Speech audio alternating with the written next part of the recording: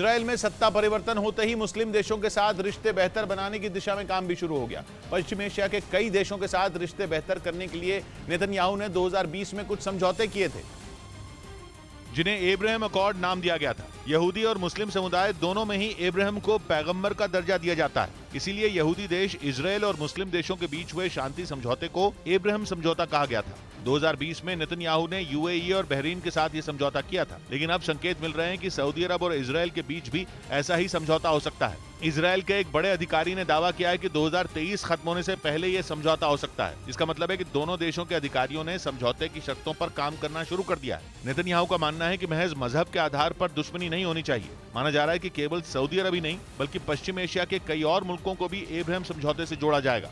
इधर कर्नाटक के मंगलुरु में बुर्का पहनकर मंच पर डांस करने वाले लड़कों को कॉलेज ने सस्पेंड कर दिया। वहां 4 छात्रों ने सेंट जोसेफ इंजीनियरिंग कॉलेज में हुए एक कार्यक्रम में बुर्का पहनकर डांस किया था, लेकिन जैसे ही इसका वीडियो वायरल हुआ, आरोपी छात्रों पर एक्शन लिया गया। सामने आए वीडियो में वो छात्र बुर्के में डांस करते दिखाई दिए। वायरल वीडियो मंगलुरु के सेंट जोसेफ इंजीनियरिंग कॉलेज का है।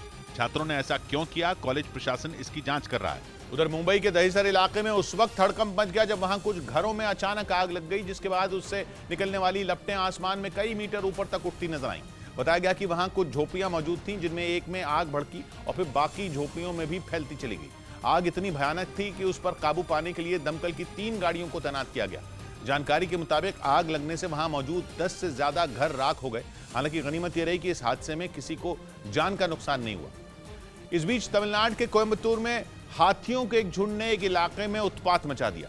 वहां देर रात हाथियों का झुंड जंगल से रिहायशी इलाके में घुस गया और 50 से ज्यादा घरों को नुकसान पहुंचाया। इस दौरान घरों में सो रहे लोगों ने किसी तरह भागकर अपनी जान बचाई। सामने आई तस्वीरों में वन विभाग के साथ कई लोग हाथियों को भगाने की कोशिश करते दिखे।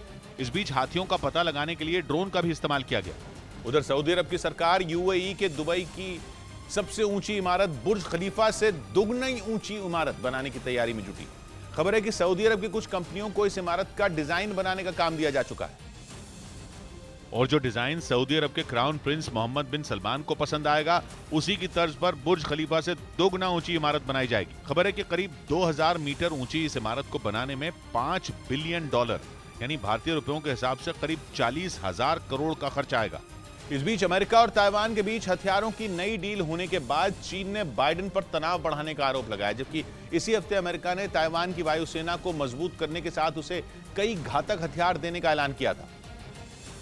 और अब पश्चिमी मीडिया का दावा है कि अमेरिका और ताइवान के बीच हथियारों की एक और बड़ी डील हुई है, जबकि चीन कई बार ये चेतावनी दे चुका है कि ताइवान के मुद्दे पर अमेरिका अपनी टांग न अड़ाए, लेकिन इसके बाद भी बाइडेन लगातार ताइवान को हथियार बेच रहे हैं।